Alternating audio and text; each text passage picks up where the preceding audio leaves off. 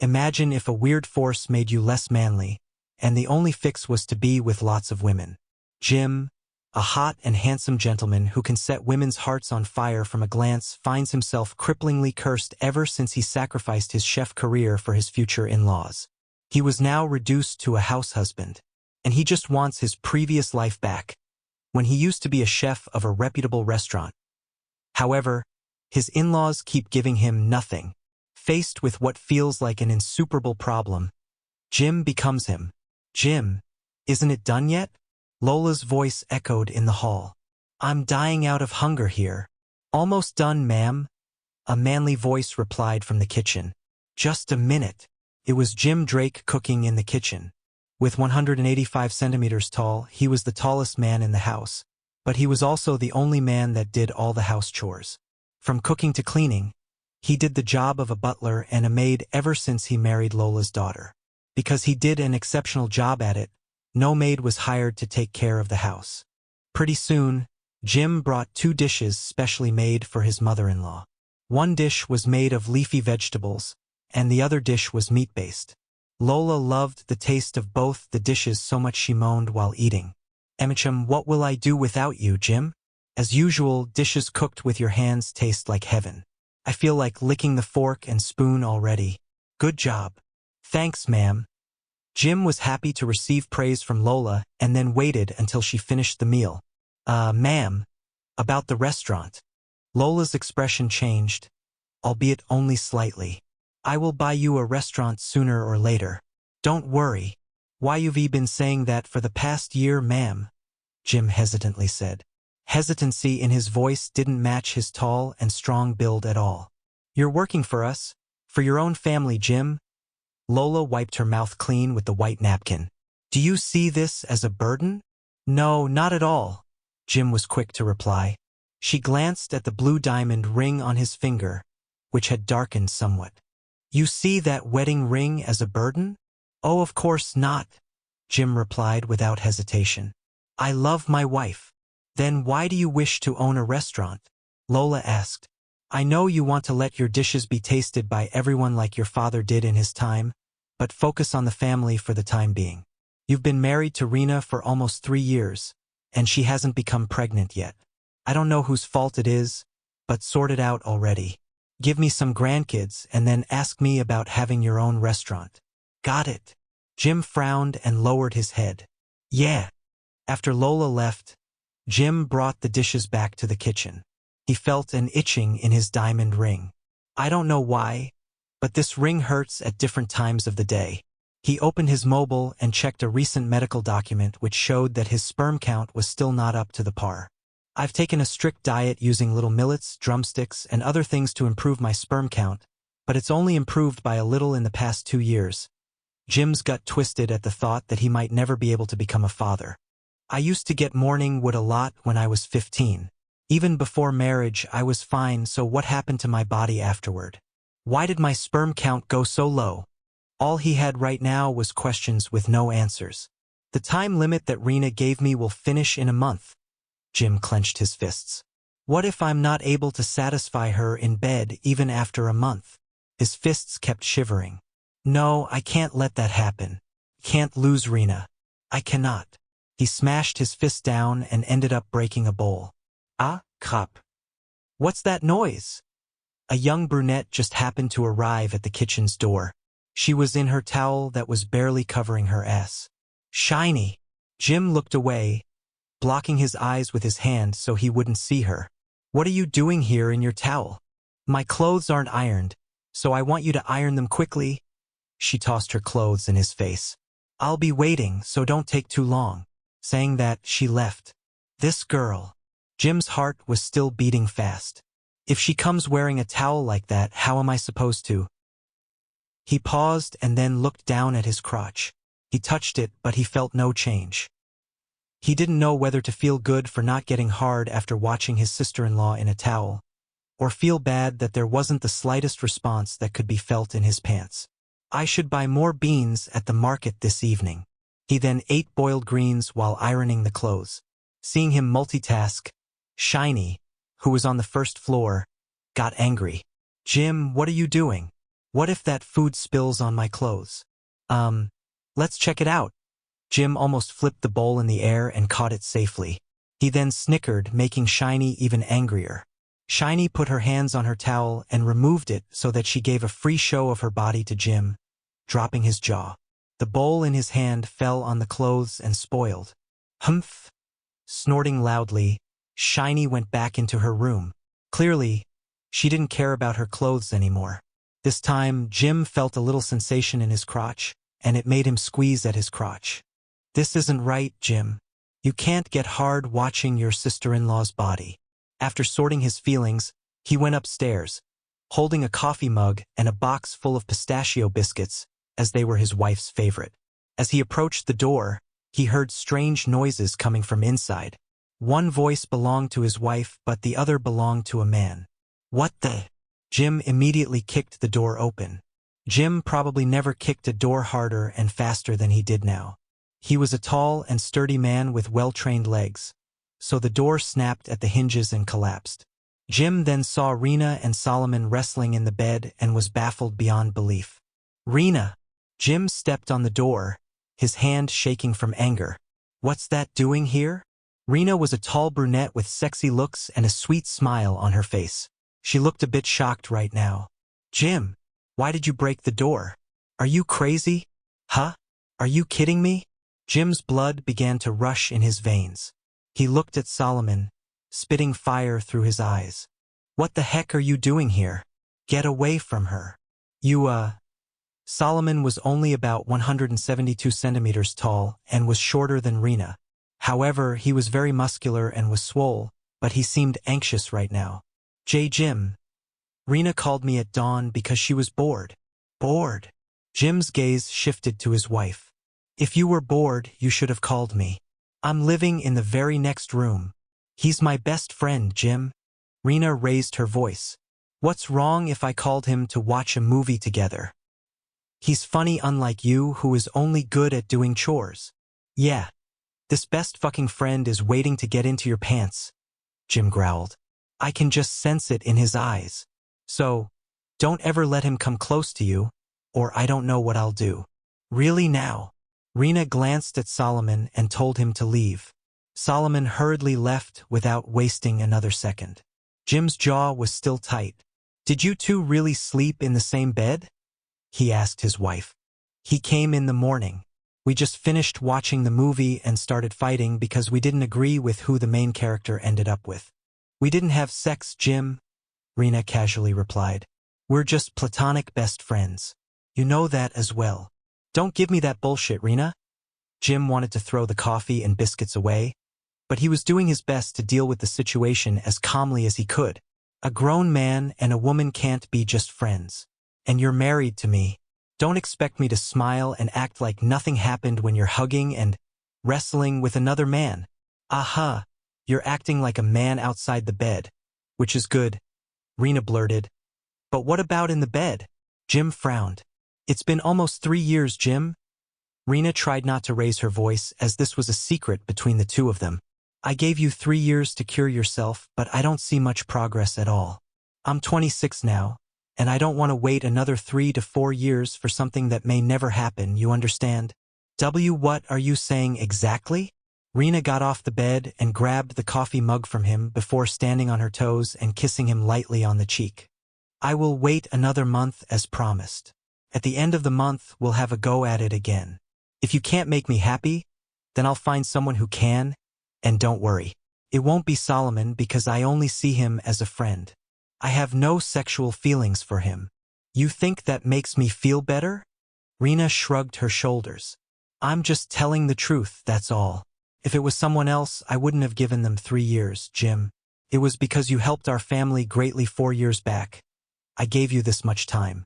And whether you believe it or not, I really didn't do this with anyone else in these 3 years. In fact, you're the only man I ever slept with, so I really feel inclined to find a real mate. You have 1 month to do your best, Jim. She grabbed the biscuit box from him and sat down on the bed, putting one leg on top of the other. 1 month. Jim tried to look confident. Exactly 30 days later. I'll impress you in bed. If I don't, I will sign the divorce papers and give them to you. This is my promise."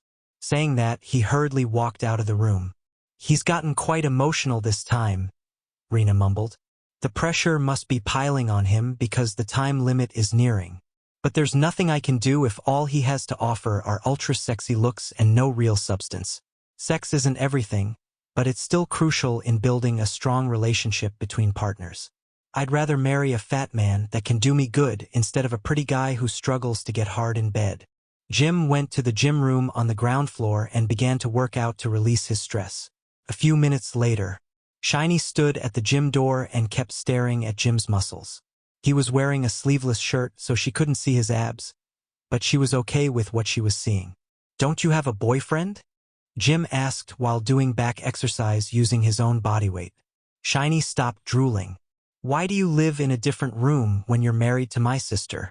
I clearly see that there's nothing going on between you two these days, so why don't you just divorce her? And then, maybe we can go on a date. You will find someone much better than me." "Shiny," Jim suggested. "So don't waste your time on a guy who's already married. It's not worth it." "Humph," spouting the same thing again. "I'm tired of it." Shiny threw a flower vase at him. "Whoa!" Jim managed to move away in time. The vase hit the metal rods and broke into bits. "Why, you're crazy." "Humph. See you later." Shiny snorted and walked away, feeling both angry and disappointed. From a very young age, she had a massive crush on Jim. He was always tall in his age group and was so handsome she wouldn't be able to look away from him. But then Jim ended up marrying her sister instead because of some promise Jim's dad made. "I'm doing everything I can to make him notice me, but it's not working. Should I just sneak into his bed one of these days?" She shook her head. "Nah, he's still married to my sis, so I can't do that. Why does the only guy I ever loved have to end up with my sis? Why can't I get over him? Why is life so freaking shitty?" Such an angry young woman she is. Jim was sweeping the floor to clean the mess that Shiny had made. "I should have caught this vase." As he was picking up the broken pieces of the vase and was scooping the soil off the floor, he found an old ring inside the vase. He wiped the dirt off the ring with a gorgeous red stone. "Looks like an old golden ring, but it still has the shine, I must say. Let me see if it fits my hand." He put it on his ring finger on the right hand because his left hand was already occupied by his wedding ring. A surge of electricity flooded through his body, and he shook helplessly for a couple of seconds. And then it stopped. "What the—" He tried to take the ring out, but it didn't come. A voice rang in his head, startling the heck out of him. "Who's that?" Jim looked around, but there was nobody in that room except him. As the voice rang in his head, Jim's heart skipped a beat, and he glanced down at his ring, whose red stone sparkled and blinded his eyes. "HHH!" he cried out in distress. Jim cried out in pain and distress. Only one person heard his voice. It was Rena, but she thought he was just shouting while doing gym. He usually screamed sometimes while doing hard workouts, so Rena didn't think it was abnormal. "He works out in the gym so well, but why can't he work half as much in bed?" Rena wondered. Is his testosterone going to his muscles everywhere in the body except to his crotch? She could only shake her head and mind her business, which was eating. She was a slow eater, so she would take at least 15 to 20 minutes to eat simple breakfast. Jim crashed on his bum and found himself gasping. "Your body has been taken under control. You're now my property, Mr. Jim Drake." A rather sinister voice rang in his head. What? Jim's heart skipped a beat as he felt powerless like a man who didn't sleep for 3 days straight. "Who are you? How do you know my name?" The female voice in his head turned less hostile. She sounded proud of herself. Superpower. Jim didn't believe it. "You think I'll fall for your bullshit? You must be some kind of advanced AI gear that's capable of directly talking with a person's brain. Are you saying you have a soul in you?" Jim's heart raced down imaginary alleys of fear. She sounded proud. Huh? How's that possible? Jim felt like his neurons were dying from trying to comprehend what was happening to him, and slowly broke down the story to him. Long ago, there was a young scientist who excelled in creating soulful artificial systems, but he couldn't get a girlfriend because every woman thought he was too eccentric. He had no choice but to masturbate all the time to release his frustrations. He wanted to stop the nasty habit, but he couldn't. This went on for years, no, decades, until he grew absolutely sick of it. And he decided to create a system that'll stop men from doing anything manly until they are actually able to do it with women. And I'm that system. You'll stop men from doing manly things? What exactly does that mean? Jim asked, looking quite confused, and sounded evil. You won't be able to lift weights. You will feel powerless when showing power and dominance is expected of a man. You won't be able to do anything manly until you do it with women. The more you do it, the faster you'll be able to overcome me. Surely, you were joking? Jim bent down and tried to pick up the 20-pound dumbbell, but to his bewilderment, he wasn't able to lift it. He felt a surge of pain along the length of his arm, and he wasn't able to even lift it up a little. What the hell? His heart started beating in a strange rhythm. He tried to lift the 10-pound one, but he couldn't lift that either because his veins were somehow becoming weak at the moment he tried to lift it. He kept lowering the weights until he was finally able to lift one dumbbell, but it only weighed 2 pounds. At this point, Jim was doing his best to not cry in anxiety. How could he, who was capable of doing 100 bicep squeezes with the 50-pound dumbbells and 1,000 bicep squeezes with the 20-pound dumbbells, be incapable of even lifting them? This was nothing short of a nightmare to him. This can't be happening to me. He even tried doing push-ups. However, his arms trembled as he tried to push his body up, and in the end, he wasn't able to do even a single push-up. Normally, he would easily be able to do 50 push-ups without stopping. Heck, his highest in a single round was 222 push-ups. So, not being able to take even a single push-up when he was feeling no particular abnormality in his body was scary and disheartening to say the least. "Why, you demon?" he yelled in fright. "What have you done to me?" And chuckled without any sensibility. "What bullshit?" Jim walked out of the gym room and went straight into the bathroom. "If you think I'll let you do whatever you want, then you're gravely mistaken." He grabbed a soap and amusedly asked. Jim applied so much soap, but he still was not able to pull the ring out. It was as if the ring had grown spikes and gripped his finger way too tightly for him to be able to pull it out. And snickering only added to Jim's frustration. Jim didn't say anything and went into the kitchen and grabbed an extremely sharp knife, and amusedly asked again, "You think you can bully me?" Jim put a napkin in his mouth and started cutting off his finger without any hesitation, and was shocked beyond belief. Cutting one's own finger off would be a nightmare for anybody. But Jim didn't hesitate to cut his finger, and electrocuted his body to stop him from committing such a stupid act. But that didn't work for long, as he just got back up and resumed cutting his finger. In the end, he managed to cut it off and then he put it in an icebox. "I think throwing you in the toilet is the best thing to do, but I want to get my finger attached again after I get rid of you." He wrapped his hand with bandages to stop bleeding, and then he quickly went to the hospital. One of the doctors was his friend, and he didn't tell him everything. Instead, he just told him he ended up cutting his finger while experimenting with the dishes in the kitchen. The doctor was rather shocked. "How the hell did you manage to cut your finger like this while cutting veggies?" He could only shake his head. "Anyway, let's remove this ring and replant the finger." "Be careful with that ring," Jim advised. "Haha, I'm going to remove it without harming the finger, so don't worry." The doctor gently pulled the ring out. To Jim's astonishment, the ring easily came off his finger. "Here." The doctor tried to give the ring back to him. No, Jim stepped back. "I don't want it." "What do you mean? This is your ring," the doctor blurted. "If you don't wear your wedding ring, what will your wife think?" "That's not my wedding ring." Jim showed the diamond ring on his left hand. "This is my wedding ring." "Oh." The doctor was about to put the ring in the metal tray, but then the red stone on the ring glowed, and the doctor stopped for a second. He then looked at Jim again. "Jim, my cute little slave, you really thought you could escape from me just by cutting your finger off?" Jim's heart skipped a beat as he could tell that his friend was being controlled. "Awesome. I only let you cut your finger off because I wanted to show you that escaping from me is impossible." Sam grinned. "So, be a good boy and put the ring back on, and let me help you." And no, I don't want you. Jim was terrified. He turned around and ran toward the door, but the door closed by itself, trapping him inside.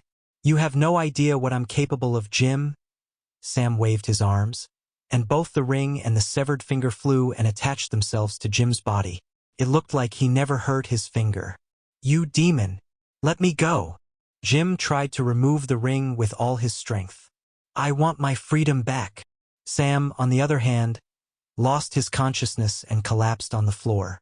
The sinister female voice rang in Jim's head again. Don't ever do such a stupid thing again.